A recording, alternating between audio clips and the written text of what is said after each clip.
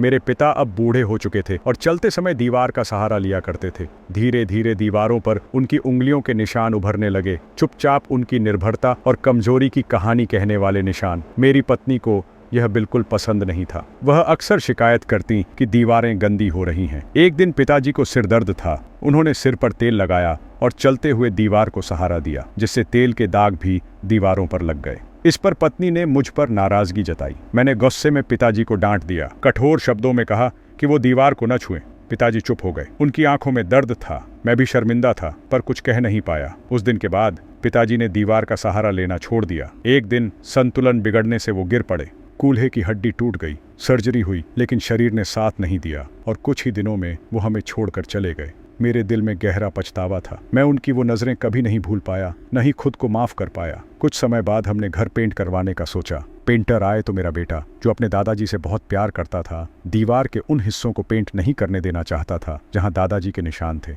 Painter बहुत समझदार और रचनात्मक थे। उन्होंने आश्वासन दिया कि वे उन निशानों को नहीं मिटाएंगे, बल्कि उनके चारों ओर सुंदर गोल डिजाइन बना देंगे, ताकि वे दीवार की सजावट का हिस्सा बन जाएं। और ऐसा ही हुआ। धीरे धीरे वे निशान हमारे घर की पहचान बन गए। जो भी घर आया, दीवार के उस हिस्से की तारीफ किए बिना नहीं रह पाया, बिना ये जाने कि उसके पीछे एक कहानी है। समय बीतता गया। मैं भी अब बूढ़ा हो चला था। एक दिन चलते समय मुझे भी दीवार का सहारा लेना पड़ा। तभी मुझे याद आया कि मैंने पिताजी से क्या कहा था, और मैंने खुद को बिना सहारे चलाने की कोशिश की। मेरा बेटा ये देख रहा था। वो तुरंत मेरे पास आया और बोला, पापा, दीवार का सहारा लीजिए, आप गिर सकते हैं। और फिर मेरी पोती दौड़ कर आई और बोली, दादू, आप मेरे कंधे का सहारा लीजिए। मेरी आंखों से आंसू बहने लगे। काश मैंने भी अपने पिताजी के लिए यही किया होता। शायद वो कुछ और समय हमारे साथ रहते।